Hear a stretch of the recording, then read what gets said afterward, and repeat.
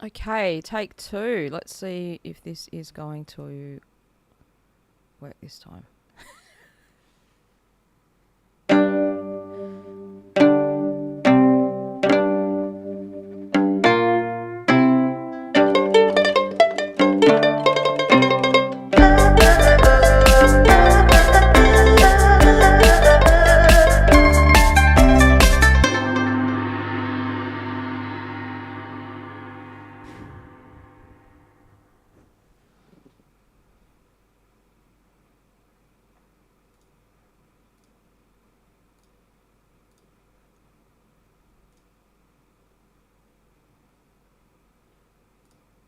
Awesome. All right, we're back. We're back on.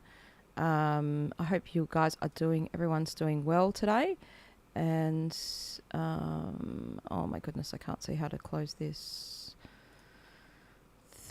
box. Okay, there we go. That's better. All right, awesome. All right. I just had to restart the stream because the audio wasn't working before. I didn't check it, but that's fine. It is now. So yeah, we're going to be doing some questions, some Q&As, and answering there's some subscribers' questions from the channel first off. And if you have a question, you can pop that into the chat. So I do hope that you are having a good week, and yeah, things are going well. I'm just going to see if I can. I should be able to delete that other stream that kind of started, and yeah, great. Cool, awesome. All right, so we're good. We're all good. Now we have. Oh, welcome, Jacqueline. That's good. Good morning. Good morning. Good morning. Good morning. So people feel free to ask your questions. I've got a quick one here that I'm going to do from someone from the channel. And then we can do the live Q&As. This is going to be a quick answer. And this was just great. This was on the new video that I made. So for people that are a bit of sort of thinking about studying Chinese medicine, or you are students, this was kind of one for you. This last video, just saying, it is a really hard subject to study, Chinese medicine. And for some things I find it easy, and other things I find like, the way getting your head around those concepts can be quite challenging. Let's just say challenging. So, I've managed to put that question somewhere. I can't find it now. Oh, yeah. Okay. So Gina says, thanks, Marie. Hi, Marie. Thanks for sharing as much as you do. I'm a second year student, and I found your talks inspiring when I do feel discouraged or overwhelmed. So that's great. And that was the point of this video, to say, yeah, hey, you're not alone. That was the caption of the video. Jeff Shearer's one needle technique. He was on the channel recently talking about that. Will be marinating in my noggin for a while. Yeah, good. Okay. It's good to have a bit of a challenge and be challenged and think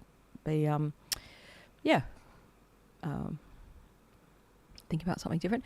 In a couple of your recent episodes, you mentioned this new method or approach to herbs. Where can I learn more about that? I'm very curious, with gratitude and warmth. So that course is ICEAM, Institute of Classics in East Asian Medicine. And I've actually got 2 or 3 people who are teachers. Now, at the time, maybe one of them wasn't a teacher in the system, but they are now. Of interviews with those people on the channel. So one of those is Tyler Rowe.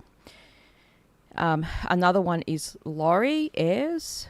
These are the interview people on the channel. And the other one was Colin Campbell. And those all talk about this.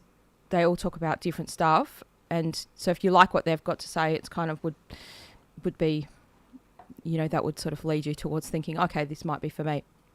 And the best one to watch is actually an interview that was done on the channel with 2 YouTubers that contacted me. They were like researchers in natural medicines, and they asked to interview me. So we did this channel swap, and they were sort of starting their own channel just right at that time. They weren't sure whether they were going to start a YouTube channel or what they were going to do, but they'd done some interviews with some of my teachers and some other people in different natural medicines. And so they just asked me a bunch of questions about the system that I do now, which is called Institute of Classics in East Asian Medicine. That's the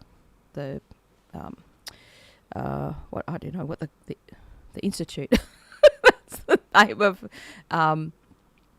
It's a lineage system of Chinese herbal medicine, and it's based on pulse diagnosis. And it is something that you can learn from anywhere in the world. There's part in person, part online training, and I would highly recommend it. I think it's a great system. It's totally transformed what I do in my practice. Even probably before that, I wasn't really doing a lot of herbs. I'm just going to get rid of this one so we can answer some new questions. This is great. We've got a few people. Hi, Spice Bear. Awesome. And Dan Paz. Good morning. So people are waking up to Chinese medicine all over the world, or maybe going to bed. Maybe going to bed with Chinese medicine, whatever floats your boat, whatever side of the world you're in. So this question is, we could spend all day on this one. Let me just add it on the thing. So Jacqueline asks, what does it mean, qi deficiency and qi stagnation? Let me see if I can answer this. So let me just rephrase that. I can answer this question, but let me see how quickly I can answer this, how succinctly. And so let me ask you a follow-up question to this. Have you? I know you're interested in Chinese medicine because you've been on the channel a lot asking questions, which is great, and especially in the lives. I'll put the 5 elements up there in the corner. There we go. I'll put them around the light. Like that. Circle around the light. Are you, Jacqueline, this is a question for you before I answer, while I answer this. Are you studying Chinese medicine? And forgive me if I've asked you this before. Are you a student of Chinese medicine already? Have you already started a course or anything like that? Now, you don't have to be on this channel, and this is really for people that don't have any understanding of it. This is trying to help you understand it. So,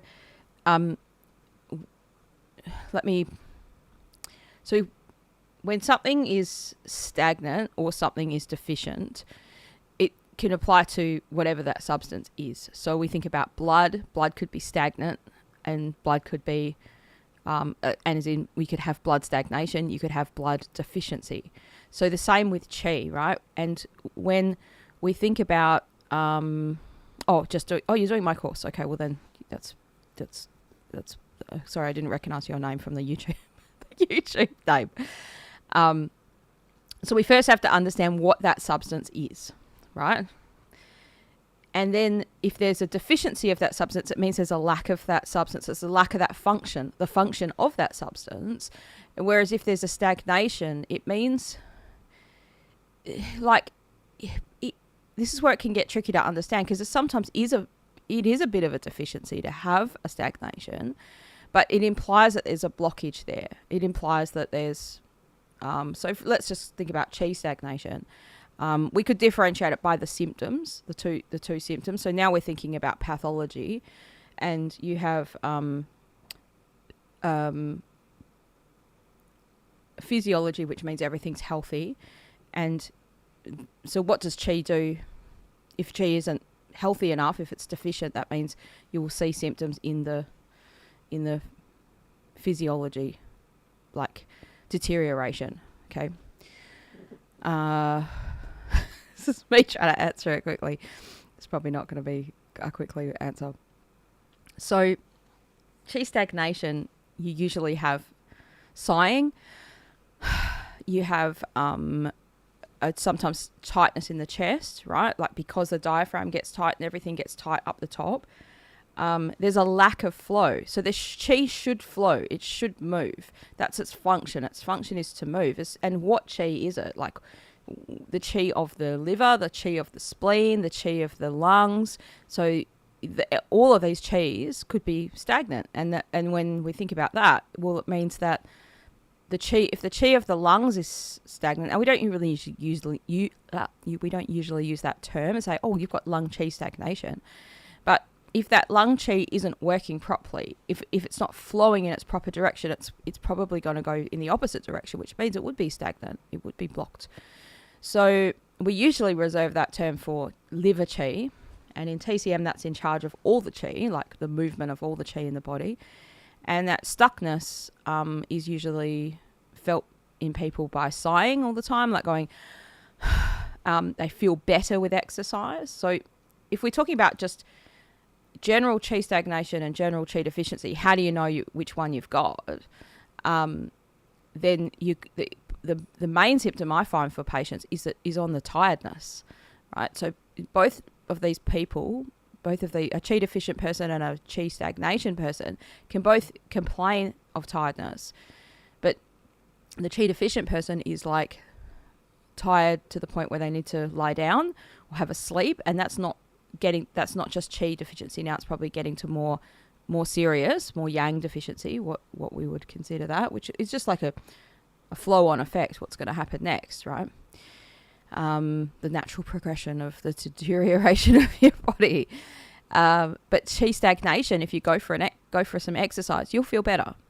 Whereas qi deficiency, you generally just don't have the energy to do the exercise in the first place. You feel like maybe just can't get up, can't go, you definitely really don't feel any benefit. So that's probably the symptom I would use to differentiate the two in a patient. Now, people can have both, and that's where they're sort of petering between the two. And if we look at these 5 elements here that are sort of next to me, the wood element is the main one that we're talking about with qi stagnation, because the wood element belongs to, the qi movement belongs to wood, right? As in that's a wood function. Make that a bit bigger there so you can kind of see that. So the wood moves qi, it spreads qi, and that's all part of so it's really like a failure of the wood element's qi to move, to spread. That's qi stagnation, right? And when we think about qi deficiency, the primary place that happens, the first place that happens is in the earth element first. And that's when people will say spleen qi deficiency. Practitioners will use that term more, spleen qi deficiency. We don't usually say wood qi deficiency or liver qi deficiency. So this has always used to confuse me a lot in Chinese medicine, because like technically, you can have a spleen blood deficiency, but why don't they say that? They just say blood deficiency, or it's liver blood deficiency, or it could be heart blood deficiency. So in the course that I'm doing, I think I mentioned this in the session last night very briefly in the live, we have not done really pathology, and that question, and that's fine, that's not a wrong question, and that means that you're learning, because that's the next logical progression, is to learn about pathology. So when you do at TCM school, they'll normally teach you physiology, right, which is like, okay, the wood element, it has 2 organs in it, the qi, it has the gallbladder and the liver, and this is what those things do, and so on and so forth. So you learn all of that, and that's what I've taught you in that foundational concepts course. And then you go, well, what could go wrong? What are the pathologies associated with the liver? And in TCM, they use a system called the Zhang Fu diagnosis, which means like Zhang Fu is in the organs, and they'll say, okay, liver qi stagnation, liver yang rising, liver fire blazing, or liver fire. I think they just call it liver fire. Wood fire, liver fire. I don't do that much. It's just fading out of my mind as we speak, because I'm just not using as much TCM. And then they'll say they could have these are all excess type of patterns, right? In that system, excess, damp heat in the liver and gallbladder. And then if it's deficiency, you could have liver blood deficiency. And then when you get to fire, it could be heart blood deficiency, heart fire blazing. Then, there's other patterns and all the rest of it. And then earth, is, spleen qi deficiency, spleen yang deficiency, and then you'll have combined spleen and kidney yang deficiency. And that's kind of the Zhang Fu path. That's when you learn pathology. So in Chinese medicine, there are a myriad of ways of understanding even within the Chinese medicine system. And that all comes back to the 5 elements, most of it. Like hardly any of it doesn't in some way, and that's kind of the foundations of all of the concepts. And through the 5 elements, we kind of look at the environment, how we interact with the environment. So it's it's a good system. Whereas when I was taught with TCM, we were taught like, oh, here's the 5 elements, like on a plate as a part of the course meal of the the 5-course meal that you were having. And one of those meals was 5 elements. And then it was like, oh, now here's Zhang Fu. And look, maybe the other students caught on with that and thought, oh yeah, they're connected. But for me, I was like, I remember, when I learned Chinese medicine, I was very young. I was only 17, 18, 19. And I just used to think, oh yeah, hang on a minute. Okay, these are all like separate little things. But, they're probably just, they are really, like, maybe other students would maybe I should do an interview with the guy that was in my class. What's great is like he and I are still in practice now, and we both do the same herbal system now, and it's we were the only 2 people that graduated in our class, and there's just so many people. Like, we had 12 people at the start of the class, and then it was whittled down to like 4, and one graduated, but the year later the other one dropped out and had to go to military school in Singapore. Like, he was called up, and he literally had 6 months of his degree left to go, and he had to go back to Singapore, and we never heard from him since then. He's probably, who knows what happened to him. Maybe he had to just carry out his life in Singapore, because I have to do military service anyway. What I'm getting at is like heaps and heaps of colleagues that I graduated with, they're not in practice, but the ones that are in practice, you're still friends with them, you still see them, but it's a high dropout rate profession, really. And hence that question from before. So if people have a question, please feel free to put it in the comment. If you've got a follow-up, Jacqueline, or another question, please feel free to ask it. That's what I'm here to do today, is answer your questions. Let me know in the comments where you guys are tuning in from. Dan Paz, I haven't seen you on the chats before, so welcome. Maybe you have been, I just haven't noticed you there. Usually I can recognize people's names, especially if you have a quirky name, which most people on YouTube do. They have, why you mostly do have weird little, not weird names, but like you try and keep a bit of anonymity. You're not going to use I'm the only person who uses my own full name on YouTube. Like, but yeah, once that cat's out of the bag, you're kind of you're done. So anyway, it's good to keep a bit of distance between yourself and the government, the powers that be, I guess. If you can, that's good. That's a good idea. So yeah. I'm just going to see if there's any other things here to answer.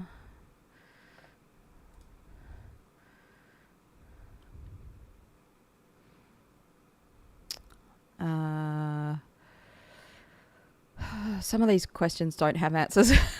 So I don't have all the answers. Some people ask questions on the videos, and I don't have an answer for that. So, yeah, try my best.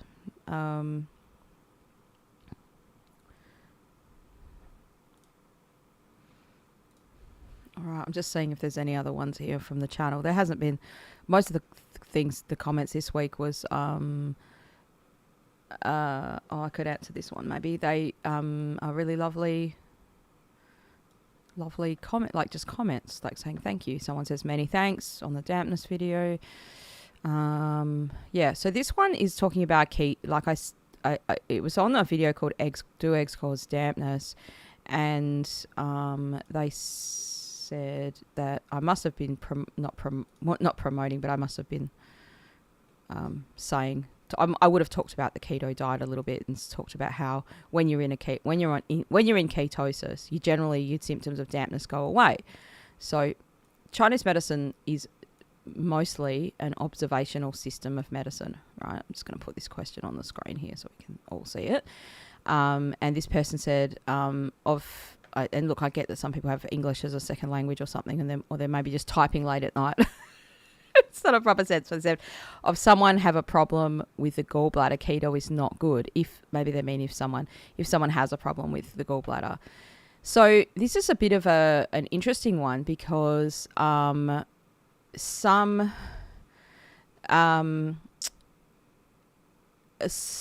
people who have had their gallbladder out. I know of people who've done the carnivore diet and very successful on it. So when your gallbladder gets taken out, it doesn't stop you producing the bile. It just means that you don't have a sac to keep that bile in.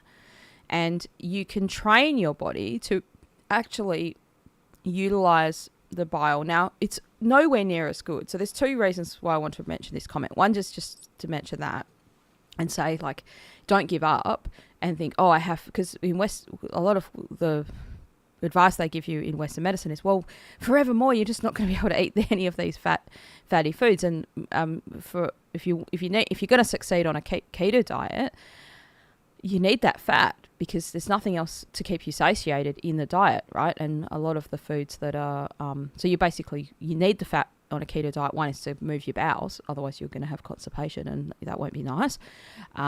Or maybe on a keto diet, if you're not a carnivore keto, you could have a lower fat, but it's not ideal. It's not the way the diet's intended to be. So you can have it. You can produce, you are still going to produce bile. It just doesn't have a place to store it in there. So it just kind of leaks out as it gets made.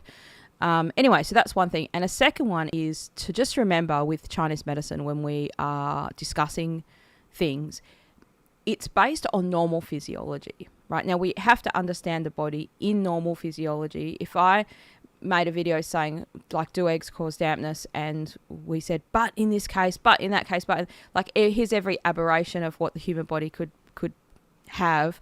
There are some people that are just like, not born with certain parts of their body. That's not the normal state of being. So we have to understand the normal physiology so we can understand the abnormal physiology as well.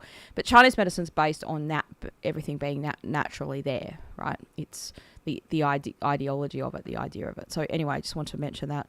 And some of these things then would be a question for your own practitioner to say, well, look, maybe we tweak that, for that person. So like when I see my patients, I don't give them the arbitrary same advice that I would give to people. Like if I'm explaining a pattern of disharmony, let's say even on YouTube, you have to have a nuanced approach for a patient, right? Because one is you've got all that information there. There's a back and forth. There's the data, and that's what the diagnosis is. That's what you're paying a practitioner for, is essentially for that diagnosis, and then their expertise in being able to make the diagnosis, but then their expertise in, well, once we've got that diagnosis, what's the right formula for you? What's the right combination of herbs to give you, right? Okay, so we've got this question here from Taurus, that's awesome, about the mother-son relationship in TCM, so we can talk about that. Now, do you have a particular reason why you're asking about this in terms of like a condition that you're trying to understand, or we'll just sort of start talking about it, and then we can, if there's something that, because it's quite a broad question. So in Chinese medicine, we have the 5 elements. You can see them there on the screen next to me. I'm going to put this question here pretty bigly there, big. And I'll make the 5 elements a little bit bigger as well. It's good that I found this little picture, and I'll just use it now when I do the stream, and just very handy.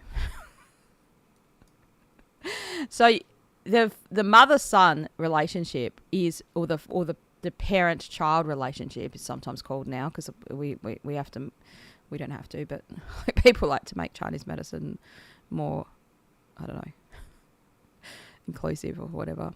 Like,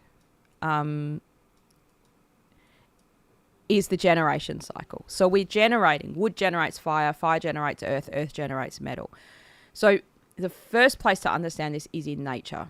Okay, wood generates fire. So you can't have a fire unless there's something to burn, right? Wood has to be there for it to burn. And then as it burns, that's generating the fire. When the fire's burned, what happens? Goes to ash. The ash is there. That's the earth, right? It creates the earth. If that earth is heated up over time in the ground, underground, it creates metal, precious metals, metal and stuff like that. And this always used to confuse me. How does metal generate water? Well, when metal is out in the like exposed, the condensation builds up on that from the environment. Like it can. So if you're stuck in the bush or the countryside or whatever, and you've got no water, they say, you know, you can make a little thing so that in the morning the condensation is there. And if you've got a piece of tin, and you put that there, and what you try to do is put it on a slant, and then you put some plastic underneath that can capture the thing, and then in the morning the condensation will accumulate on that piece of metal that you've got, and the little drops will go down, and you'll have a little bit of water to drink for survival, right? And that's the idea, right? And then water generates wood because water is needed for plants and things to grow. So that's how nature generates itself, okay? And then this idea is that these elements relate to organs in our body and they generate each other. So in a treatment sense, if you have a deficiency of something, it's sometimes not possible or not. I don't know if it is possible, but if something's deficient, sometimes it's too hard to directly tonify that thing. Because there's just no juice left in that organ, as in, well, there is because the person's still alive, but there's less function available there. So we use this strategy of using the preceding element and to generate that next one. So for instance, like, and this could be in a physical sense, physicality, like, you know, a physical symptom, and it can also, and often is used in emotional stuff, like a lot used in emotional stuff. And also if you really want to take your knowledge of 5-element personality types and all that sort of stuff, and you use it in, you know, if you're a practitioner or you go to a practitioner for emotional stuff, they often will use these things. So like, I'll give you 2 examples. One is a physical example, and another one could be an emotional example. So if people want to give an example of in the chat, a symptom an emotional symptom that someone might have, right? And it could be something like a lack of motivation, or a lack of, just feeling sad all the time, a lack of being able to feel joy, or a particular emotion overwhelming you. So you think about everyone have a think about that. And then I'll add to that part of that. So for the physical thing, I mean, you could pick anything, but let's say a common one people complain of or have diagnosed is spleen chi deficiency. So that belongs to the earth. We want to generate earth. If earth is weak, it's not able to do the transformation and transportation properly. So we want to generate earth. We need to build the capacity of earth up to do its job. So rather than just directly tonifying earth, and let's say with acupuncture, that might be a point like stomach 36, which is an earth element channel, the stomach channel. And it's also, all these channels have categories on them, like of wood, fire, earth, metal, water on each channel. So the stomach 36 is considered the earth of the earth. Then we could use fire to generate earth. So we might use and this is where it gets quite cool, tricky, however you want to think about it in 5 elements. So there's different approaches. You could use the fire point on the fire channel, and I think that might be pericardium 8 or heart 8. I mean, pericardium's as well, fire channel. You could use the earth point on the fire channel.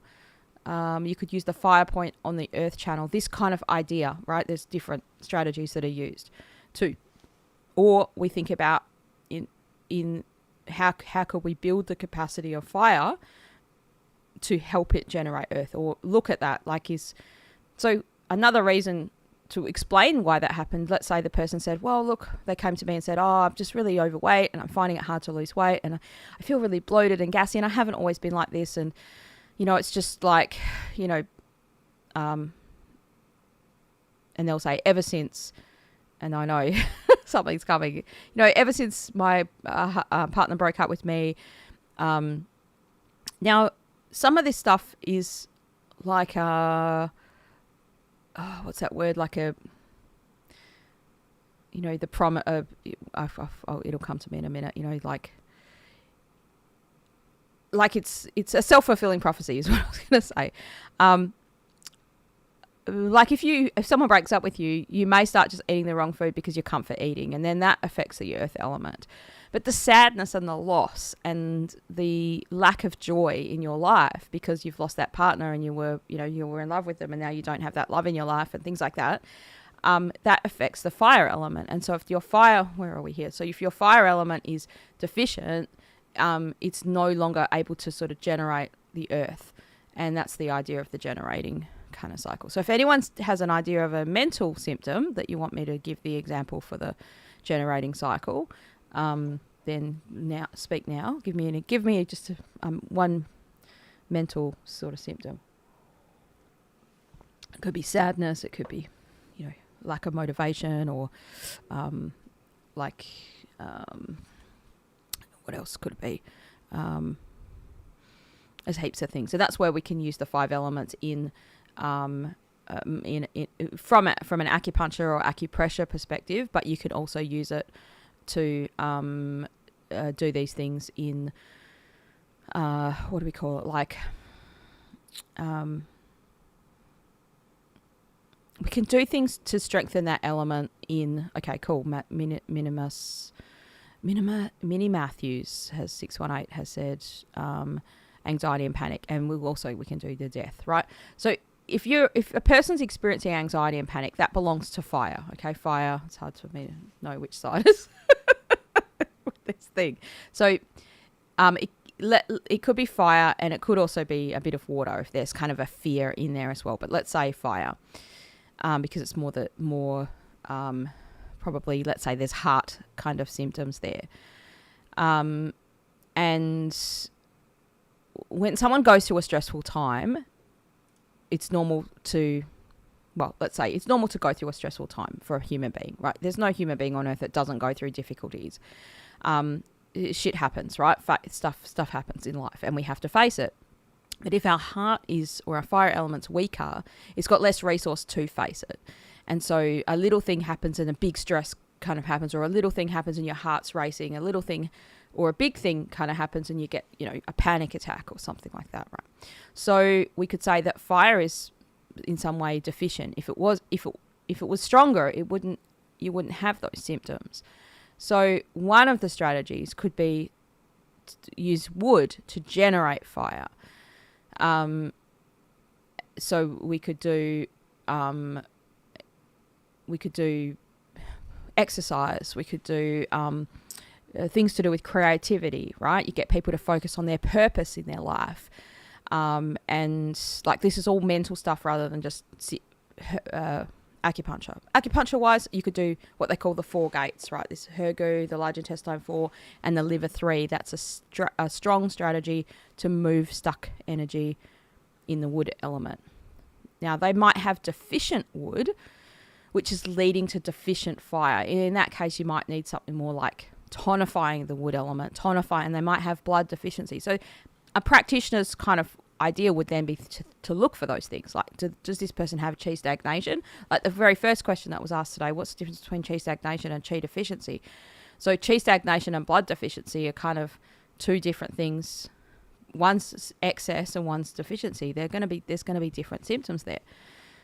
So we would look for that, and maybe if we tonify wood, but we tonify blood, to help make wood stronger, then it has the resource to look after its son or its child, right? That was the first question here. What's the mother-son relationship? So the next thing would be often with anxiety and panic, it's water. The water element is also a part of it, and that's where metal can be used to generate water. Anxiety and panic is sort of a weird one that belongs to two elements, really. Like it can even be earth, right? The worrying. So it would be a bit more of a question asking process for the practitioner to work out what's really that emotion there. But metal can also be used in this way, right? Like metal, the things that are metal things are discipline, structure, and often people, no, not everyone, this sounds very judgmental, but if you don't have that structure in your life, like it's just like, oh yeah, I get up when I want to, and I don't really have a job, so, or they have a part-time job, but they can get up really late, and this often happens when you're a student, right? Like hashtag student life, you're get around to that assignment whenever, and like there's just not regimen and structure, right? So bringing in that discipline and that discipline around the things, like I'm not going to do this, I am going to do that. That's a metal aspect. So those things, right? And then we've got death in the family as an example, right? So that would be sadness and grief. So metal is affected. Now, it's normal to feel those things. You don't do this stuff just as soon as something's happened. But if there's prolonged grief, and that's causing that person not to be able to get on with their stuff that they want to do, and it's really a blockage for them, and they just feel so overwhelmed by the sadness. If it's a shock, that could be water. If it's just the sadness of the death, we'll think about that as metal. So we would want to potentially generate earth to help metal get stronger, help metal, get be more resilient. And often with sadness and death, like facing death, there's lung chi type of deficiency, things that happen where people get colds and flus very often, or they get pneumonia or lung problems and stuff like that. So we would do that. So how would we strengthen earth? Well, diet. Some mental stuff for earth could be healthy reflection. So helping people cope with death, there has to be a bit of a resolution to some of that stuff. And sometimes people can feel like they've got stuff that's unsaid that they wish they could have said. So they use this in grief counselling for people, right? Like write a letter to that person and then burn it. Or like a symbolic thing. Or write a letter to that person and, post it in the mailbox or something like that, or post it in the ground or something like that, right? It's not where you've posted it, whether you've burnt it or not. It's the fact that you've written these things out, and that's a rumination, that's a reflection, and that's all earth stuff actually, right? Where it gets not healthy is if you've got like rumination going on, and I wish I could have said this to them. I wish I had 5 more minutes with them. I wish this, I wish that. I should have this, I could have that. And that never leaves, and that means the earth is going to get weaker and weaker, which then doesn't give it the ability to generate the metal. So these things aren't always as simple as just, okay, it's just one thing here. Like it can sometimes be a complicated scenario, right?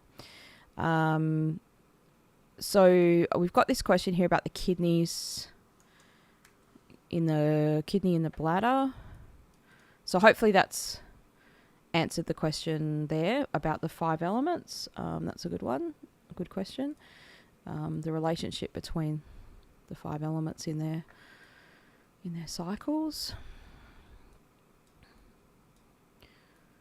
Right. If people have a question, feel free to ask it. I'm just going to add this new one on here.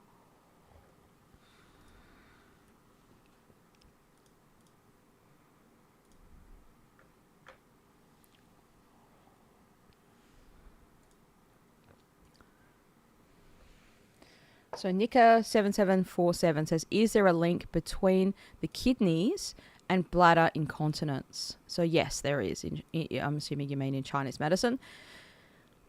So we have an axis of communication in Chinese medicine, which is between fire and water over here. So fire and water. And that's called the heart and kidney communication. So that's the idea that you have a sense that you need to go to the toilet, and you do go, like as in you have a sense that you need to defecate, or you have a sense that you need to urinate. Like that's one aspect. Now, bladder incontinence can mean a few things. It could mean like that the person can't get to the toilet quick enough because they can't feel that they need to go. And that could be heart and kidney communication, right? As in fire and water issue. But you also have things that happen as you get older. Your yang declines. Unfortunately, it does. Otherwise, we would live forever. So when that yang declines, there's less resource, and the water element is the element that holds all the resource. That's its job.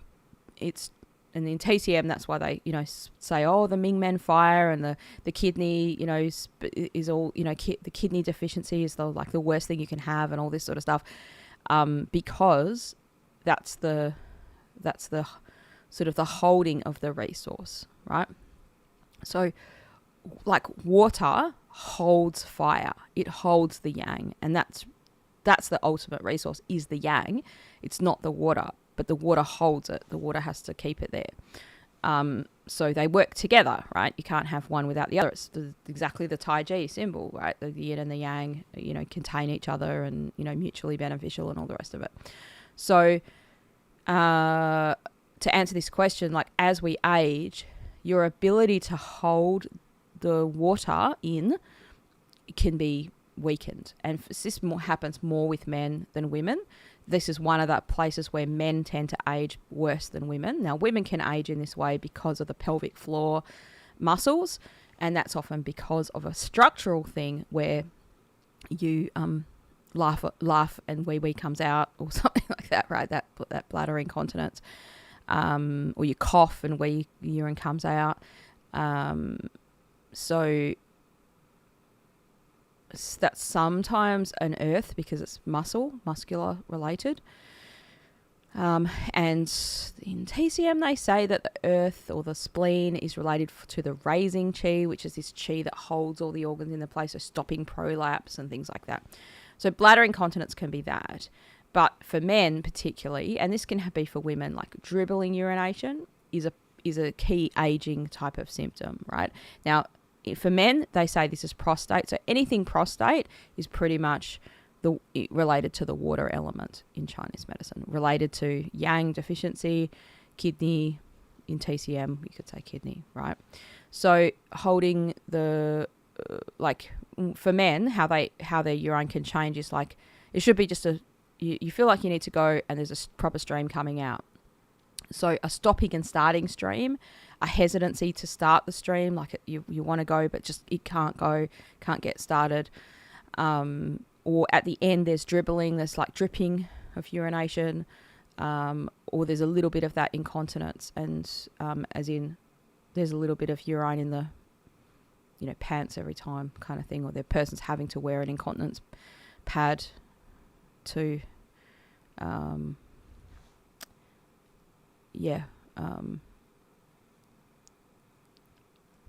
because they're worried that might happen, right?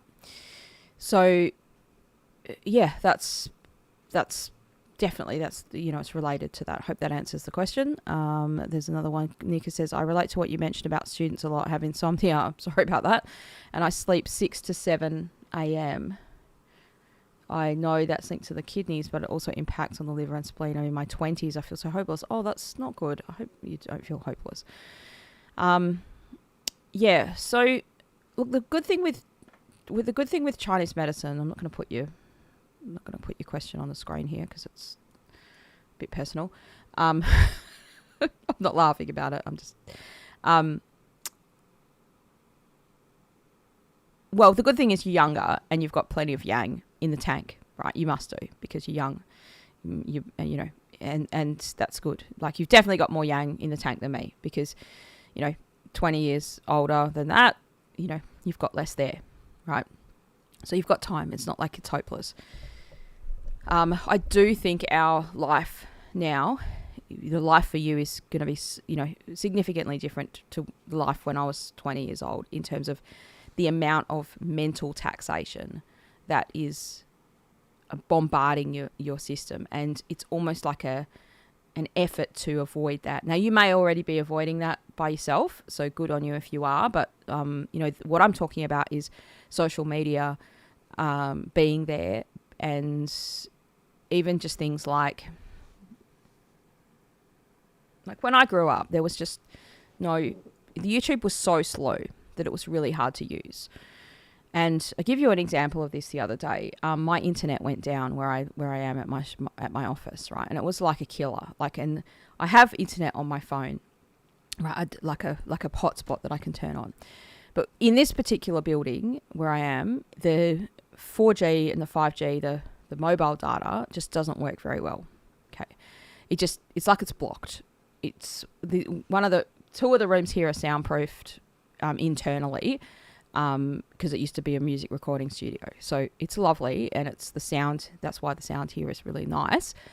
But you can't get the internet very easily. Plus, this area is a bit blocked. Anyway, why I'm telling you this story is because I was trying to do things I had to do, right? Like I do a course, and I was like trying to upload this course, and it was like literally like 1% uploading the video to YouTube every hour. I was like, this is not good. It's so slow, right? So there was that, and then there was whatever else you were trying to do, and then I went to YouTube to do what I wanted to do, and I'll just have things playing in the background while I'm doing other stuff, right? If I'm preparing to do this stream, I'll put my phone on and I'll listen to podcasts, I'll listen to the news, I'll listen to, people that I like to listen to on YouTube. And I'm more of a YouTube person than other things, right? But I've noticed, that attention span thing with TikTok and Instagram and all that sort of stuff. And I only use those things because I create content, and you kind of have to be part of it to create that content. It's not just YouTube that I do music. I'm an independent artist, and I make music, and you have to do your own social media for all that sort of stuff, and you can't just make these things and what do they call it, post and ghost. You have to be part of the system, right? And what I'm getting at is there's just a lot of opportunity for mental taxation that wasn't there 20 years ago. So I feel your pain in a way, and I feel like that is a big part of it. And there are some things in life now that are so frustrating, and I don't know if younger people feel frustrated by that stuff because maybe that's how you've always had it, but it's not always been like that. And there's some things, like for instance, if something happens and you need help with something, you used to be able to just call someone, and yes, you might wait on hold for half an hour before you get someone, but then when you get someone on the phone, you can talk to them and you can say what's going on, and then you can get your problem solved, right? So like, for instance, if I buy a product from somewhere, there'd be that support. Now, it's like online chat. Now, some people enjoy those things. I do not enjoy an online chat. You don't know if it's a real person. You type out your problem, and then it goes, please select from 5 options or something. You're like, hang on a minute, and then, you can't copy and paste your little problem. By the time you get passed around to the person who's actually going to help you, you have to repeat yourself again. These things it seems arduous, and I feel like some of this stuff is done on purpose to make people like that feel disheartened, feel frustrated. And that aside, then you're studying and you're trying to learn, and you're really taxing your body when you're trying to learn. Now, it's a good thing to do that.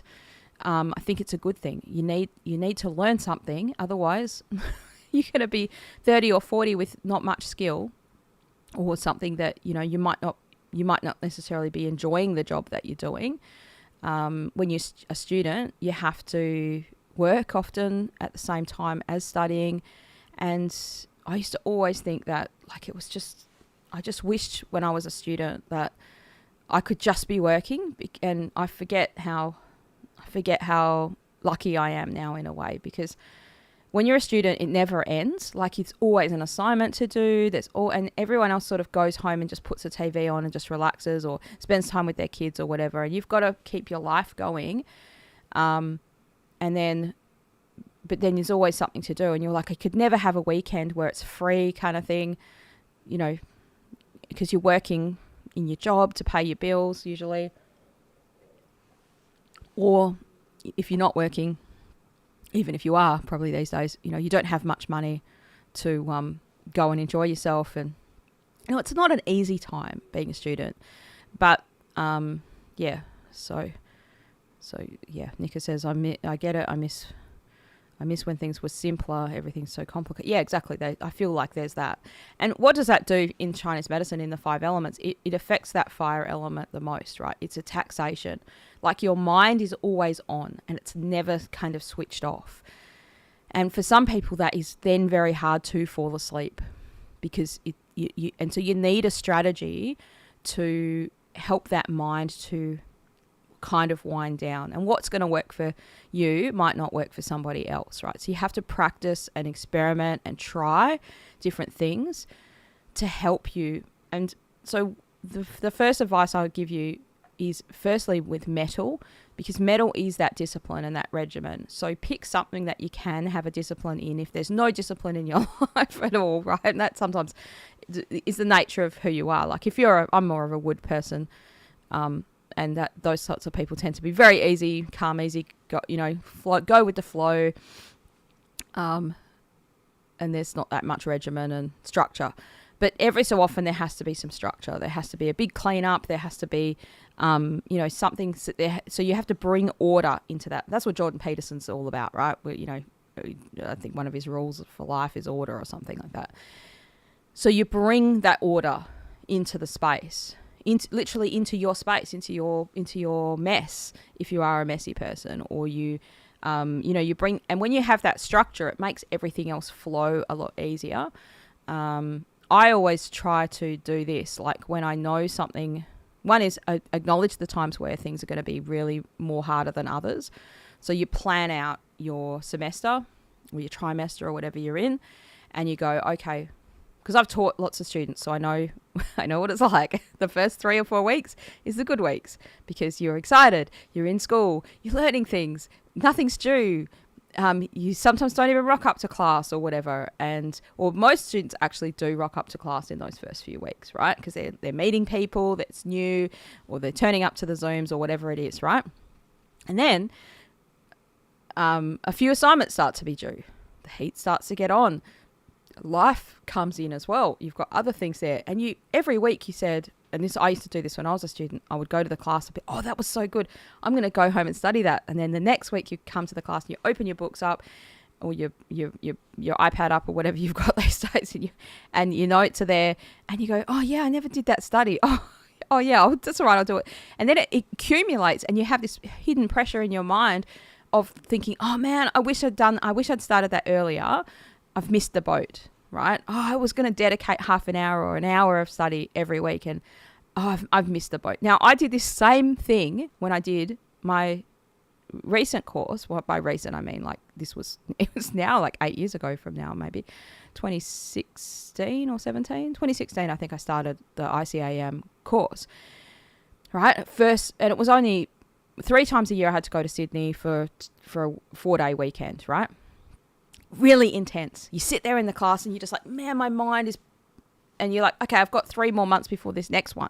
I'm going to do study. Now, I did study. I learned it a different way. I learned by doing things, not so much sitting there and reading and reading and reading.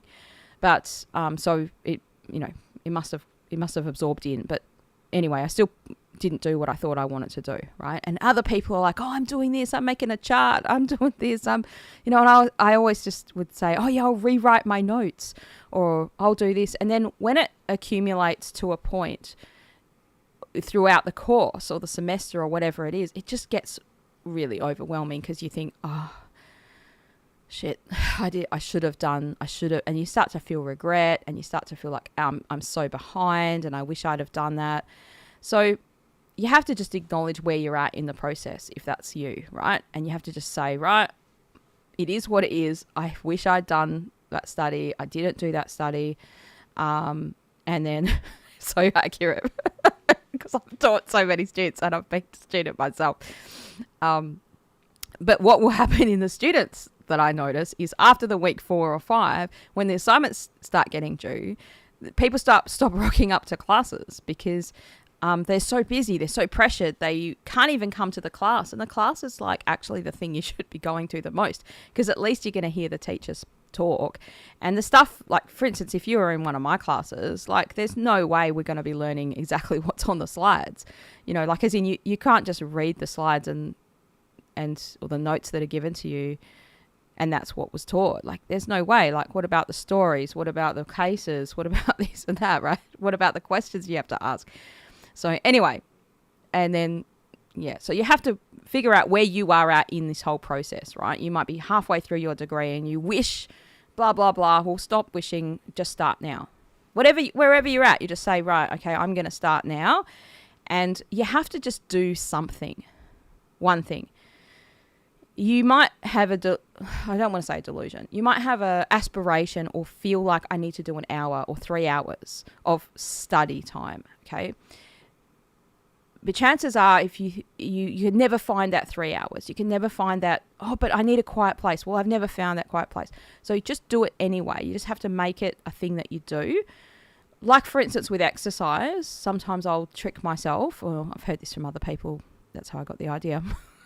Like, they're like, okay, you know you're going to go for a walk, or you want to go for a walk. So what you have to do is you wake up and you put your walking shoes and your walking clothes on. So you don't get dressed into your good clothes if you don't need to be wearing those clothes. You put your gym pants on when you wake up, and then put your shoes on, and then you're halfway there. You're already dressed, ready to go, right? So you do the same thing with the study. You say, right, you've got all these other things that need to be done as well, like the dishes need to be washed, the kids, this or that. I'm not saying neglect your children or something weird like that, but you just take the moment that you can. Yeah. Like I have a friend, a colleague I think he's sort of semi-retired from Chinese medicine now. It's a bit strange because he was very good at it, but he was very, very good at memorizing stuff, like highly good. He actually went on the channel and did an interview. His name's Hamish. He could recite anything, that he could just remember stuff. Like he could remember a lot of things, a lot of bring it to memory. And I said, how did you memorize all this stuff? And he said, well, I started this habit when I was in school. I used to have to commute or drive 2 hours to the school. And then he realized, oh, I'm going to catch the train or something like that. And he just used to use that time every day. He would use that time. Most people would be like, oh man, I've been at school all day. I don't really want to open the books and study now. I'll have a sleep on the train, or, you know, I'll watch a movie or something else. So it's not always as optimal as we hope it would be, as good as we think it would be. So my idea is, and I do this on myself now, like I will say, 5 minutes is better than no minutes. At least you've done something towards that study. At least, whatever that goal is, you've done something towards it. And don't make it so complicated that you can't do it, that you can't get into it, right? So, Nika says, I think I might be yang deficient because I'm cold all the time, especially in my feet. I'm not sure about having more yang than you. But, sometimes coldness in your feet is actually means that your body's preserving that yang in the interior.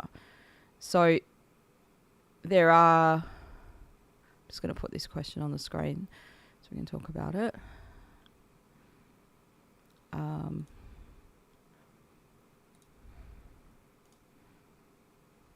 So cold hands and feet actually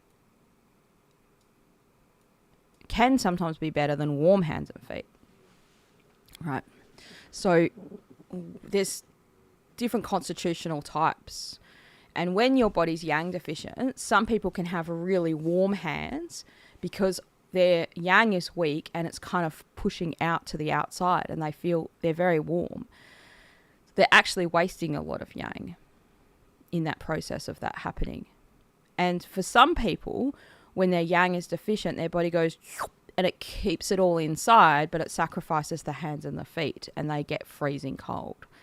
And those types of yang deficiency, I think, are probably easier. I haven't treated enough of those people to say it's easier to treat, but I feel like it's easier to treat. It's definitely quicker to reverse the cold hands and feet with herbs. So like that can sometimes be a functional type of a blood deficiency kind of problem, which is a better problem to have than someone who's yang. So I mean, if you're 20 years old, there's stuff you can do about it. Is what I'm saying. It's not like a lost cause. So don't feel like it's all downhill from now. You should be able to chip away at it. Don't be a vegan. Don't be a vegetarian. That would be the first advice. If you are, make sure you have everything warm and cooked. It's not great. I was a vegetarian for 9 years when I was in Chinese medicine school. I thought, no one's ever going to change my mind. Now I'm a carnivore and I just eat meat pretty much. So puzzle that out. But I definitely felt good when I was a vegetarian. I enjoyed it. I didn't feel sick or worse or anything like that. But times change. Your body changes. I just think, so that can make a big difference. What you eat and how you eat. You've got to eat regular meals, warm, cooked and moist food, not cold, dry and raw food. And that over time just strengthens that earth, right? So that's what you want to do. You want to make that earth strong so that it's building the rest of the thing. Like in one sense, where my hand is here, that's the center of the whole elements, and you actually have wood, fire, metal and water around the earth. That's called the what is it called, the cosmological cycle in Chinese medicine, in the 5 elements. So cold hands and feet can be qi stagnation as well. It's not necessarily yang deficiency. So you can have stuck energy that just can't push the blood and qi to the extremities. And usually with that kind of cold hands and feet, it is a deficient version of this qi stagnation, but it's not just purely deficiency. So there are 2 reasons for that qi, for that cold hands and feet. So it doesn't necessarily mean it's super detrimental, but in a way, that's your body's protective mechanism. So all the meanwhile, your hands and feet are freezing cold. The yang is probably more in the interior, helping your organs function better, which is a better thing to have. Yep. So I think she says I might be the latter because I need to have a foot soak to warm up my feet, or they get frozen cold. Yep. I mean, the big symptom differentiator for deficiency and excess, qi stagnation and deficiency, is exercise. So if you're able to go for a walk and you feel somewhat better from that, that means you're not purely only deficient. So the weaker you are, the more deficient you are, the harder it is to do that exercise and feel good from it, right? Like people that I treat that have got chronic fatigue syndrome, that kind of tiredness is having to lie down, having to sleep. Now, you don't have to have that diagnosis of chronic fatigue syndrome to have that kind of tiredness, but it's a common part of it, right? So if there's if there's a needing to lie down, then that's definitely,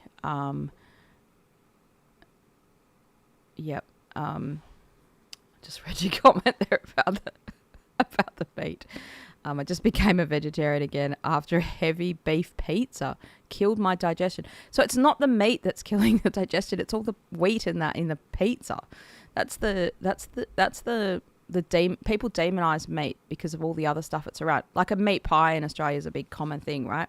I don't think you have it in America, but pie and sauce.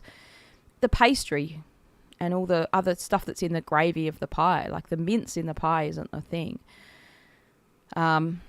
So if you're not a vegetarian for health reasons, for ethical reasons or religious reasons, what I would suggest you do is eat some slow cooked meat just by itself. And lamb is one of the easiest foods to digest, and it's highly, highly nutritious. Lamb chops are my favourite thing at the moment. I just love them. It's all I ate yesterday. Is just like, it's like 3 lamb chops for lunch, and then I had 2 lamb chops for dinner. And I put them in the air fryer, and they're so quick and easy to make. And the fat on them is just like, oh, so great, so yum. But that's when you're a carnivore. That's kind of the food that you have. And look, I kind of I deviated off carnivore last week, and I even did have pizza, and I felt so bad afterwards. I didn't feel great. So yesterday was just full carnivore again, back on the wagon. Back on the wagon. But yeah, so okay, so yeah, this is all this misconception bullshit with meat. It's not harder. I don't think it's harder to digest. And one is it's full of yang, it's full of tonification. If you slow cook something, it will break it down, and it makes certain nutrients more bioavailable than others. So if you're a carnivore or a meat, just mostly eating meat, you need to have some slow cooked, some fresher meats, a bit of both, right? But the slow cooked meats actually extract all the collagen and stuff out of the bone. Basically what you do is you get a lamb shoulder or a lamb leg, you coat it with salt and pepper on the outside. If you want to, you can put rosemary. It tastes really good with that, but you don't need that. And then put it in a slow cooker, put the lid on, and leave it for 10 hours, 8 hours at the least. And all the meat will be falling off the bone. You put it into a container, you put it there. What I do is I put mine into a glass container. Like I eat some first because it's so delicious, you can't help yourself. And you're going to eat a meal from it first, right? But if you're making it just for yourself or your family, you eat from it. And then you put all the juice and everything into the container, and you let it sit there, and you'll get this layer of fat on the top, and you'll get this layer of like the gelatinous stuff. And that gelatinous stuff, you can use that in your cooking. It's basically like a bone broth. You can eat that by itself. It's super yummy and delicious by itself, just as a little thing. You can scoop some of that and put it into a cup. I wouldn't put the fat in there with it to make a drink because it's just too fatty and it tastes too much. So just the gelatinous stuff, and that's collagen. That's going to build your lining of your gut. It's going to help your skin be good. It's going to help a whole bunch of stuff. So lamb is one of the easier meats to eat. So you have ruminant animals that are they have 2 stomachs, and they can digest their feed more easier with the 2 stomachs than what we can digest, grains and grass and stuff like that. Not that we're eating grass. So those animals are easier to digest. Sheep and lamb, the same thing, and beef. Right. In Chinese medicine, chicken and silky chicken, the black chicken, is highly blood tonic type of foods as well. But it's all the bones, right? It's all the bone broth that comes from that. So do that lamb thing, and then just have that by itself. Don't put meat, don't put any bread with it, don't put any stuff with it, and see how you feel. You just eat that, and you're like, okay, you're not going to feel bloated and full, like as in over full, from eating the meat. It's all the bread, it's all the rice, it's all the other stuff that'll make you feel bloated. And if you do want to have something with it, you could have some rice. But yeah, it's the pizza, the meaty pizza was probably either the type of meat, that pepperoni, it's all kinds of mixed, stuff, nitric, whatever is in that type of bacon stuff. Like I eat plenty of bacon, so I'm not kind of bagging on bacon. But those are the things that irritate people, histamines and stuff like that in that type of meat. Yeah. Another thing you can do with lamb is just have lamb and a bit of yogurt with it. It's so yum. so good. Yep. Anyway, so that's enough of a rant about meat. But yeah, I totally get that. I totally get that people, like I was vegetarian for a long time too, so I understand that. Does anyone else have another question before we finish? Otherwise, we'll probably finish soonish. I have to get back to life. Yeah, abnormal amounts of cheese. Yeah. Look, cheese is lovely. Cheese is great, but it's when it combines with those things that it becomes a problem, right? And cheese is super delicious. Yeah. It's interesting doing something like a carnivore diet because I do eat cheese. I do eat a lot of dairy. Some people on carnivore do not eat dairy at all, and that's fine. But when you have dairy with the other stuff, you realize it's not the cheese. It's not the those things more than it is the bread. And I think the combination of that stuff together that's what makes it so delicious and and moreish. And you're like, oh, that tastes so yum. The pizza thing with the bread and the cheese together.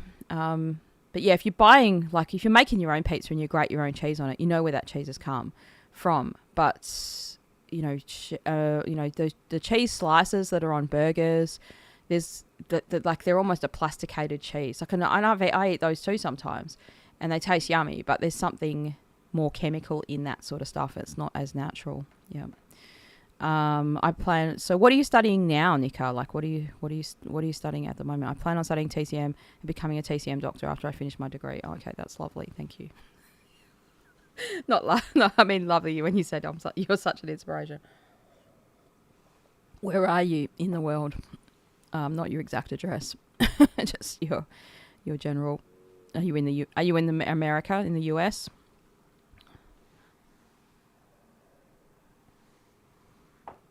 Or Australia. Chinese medicine's a good profession to do, but it also is, it's a bit of a hard slog. English with creative writing. Oh, awesome.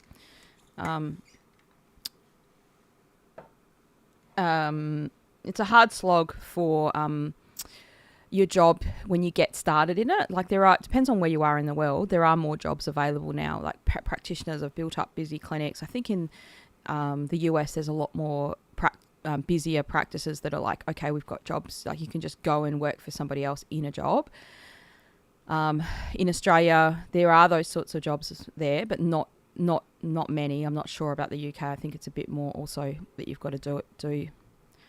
Oh, you're in Dubai. You're from Dubai. That sounds exciting. That sounds exotic. and you're studying in the UK. Cool. Yeah. So, if you decide you want to be a herbalist in the UK, you can do the course that I did, the ICAAM course. And I think in the UK, it's a self-regulated system. So that's part of what you have to work out, where am I going to practice and what license do I need to practice. So in Australia, you have to be registered with the government. And we used to have no regulation, or what they call self-regulation.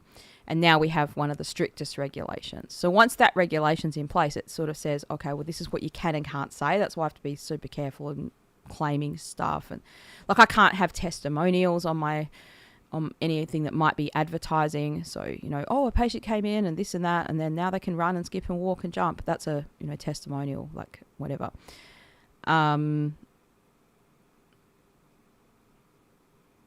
Yeah. So, if you want to know what the regulations are in the place, so what do I need to do to achieve those things? Because there are some courses will give you registration with a certain parts, and some will not give you that registration. They're not registered courses, and for instance, if you're going to practice in the UK, it's a self-regulated system, I think. So you usually go through a professional association in that case. like I was going to do a video about this. Maybe I should do that. What are the different regulation or systems in the world and how they work? But yeah, it's people don't realize that you need to sort of understand that first, because it can save you money or cost you money either way, right? You could be spending money doing something like, okay, you said here you want the title doctor and the degree. Like in Australia, the title is, this could be a bit of a long-winded answer, but the title of doctor is not a registered title. So anyone can use the title doctor as long as they don't hold out to be a medical practitioner. So even with our registration with AHPRA, which is the Australian Health Practitioner Regulation Authority, they register doctors, nurses, chiropractors, physiotherapists, all the different allied health professionals, and Chinese medicine. So that's included. And they register Aboriginal and Torres Strait Islander medicine practitioners, which is another thing, another profession. So that's neither allied health really, nor is it, I mean, it might be considered a traditional medicine. So people want to think Chinese medicine's allied health. It's probably not allied health, actually. It's more of a traditional medicine. But anyway, whatever. So the title of doctor is an honorary title that can be used. And if you've got a PhD, you can certainly use the title of doctor. Anyone can use that title of doctor. But in Australia, you can't hold out or insinuate that you're a doctor of Western medicine. So, for instance, you have people driving a van around saying tap doctor, a doctor of taps, like a plumber.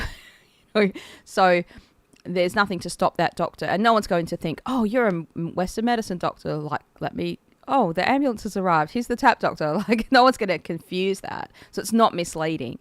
But if I put on my business card, Dr. Marie Hopkinson, and, it's got a picture of someone having medicine on the card or something or whatever, or I said, oh, I'm Dr. Marie Hopkinson, I have to clarify potentially every time I use that title, actually every time you use that title, you have to clarify what you're a doctor of if you're using that title. So sometimes if I put a subtitle on the videos or whatever, I'll say, if I use that title, I'll say, Doctor of Chinese Medicine or Chinese Medicine Practitioner, or in Australia you can say not a medical practitioner.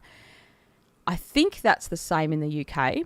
You'd have to double check with their authorities, like with their regulation.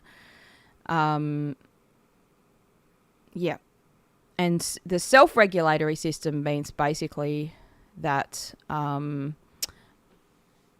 self-regulatory system means that you these professional associations basically say, well, this is the standard that we want, and if you meet this standard, like the standard might be a 3-year qualification to do acupuncture or a 4-year qualification to do acupuncture, whatever that standard is, then if you meet that standard, then you can register with our association. And if you register with our association, you can tell everyone that you're registered with our association. Oh, that's good. And you can say, I'm a registered practitioner with, a traditional medicine society or whatever or the acupuncture society for practitioners, whatever it is in the UK. And that might give you some special things like health fund registration and things like that. In the US, it's a licensing system, and every state has a different requirements and a different license. So if you're registered in one state, you can't just go and practice in another state. You need to have the license to practice in those states. That's a thing about. Now, it used to be like that in Australia before Chinese medicine was a part of the system. Now we have the federal system, so I can go to Sydney, Melbourne or Brisbane or any other state and I could practice. And nothing will, don't have to do anything except just notify them this is my place of practice, right? Like as if I moved to states and I started up a clinic somewhere else, I just notify them this is now my place of practice, that kind of thing. Yeah. So look into the regulations, and how you'd know that, the best way to know that is to find a practitioner in the UK and befriend them, ask them, can I take you out for a coffee? I'm interested in studying Chinese medicine.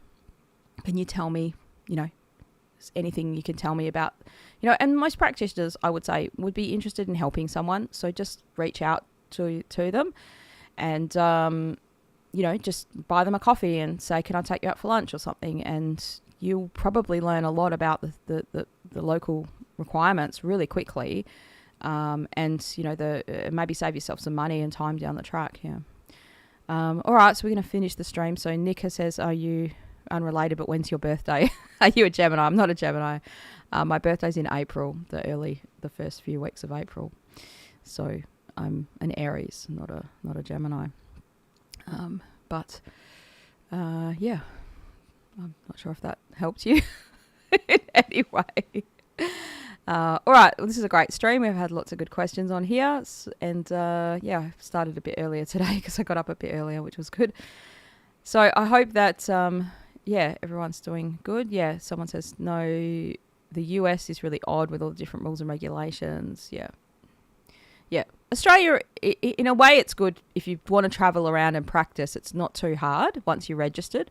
But the registering in Australia for a Chinese medicine practitioner is actually really hard. For an overseas practitioner, it's hard. Like it's really arduous. They will often ask you to do supervised practice with somebody else.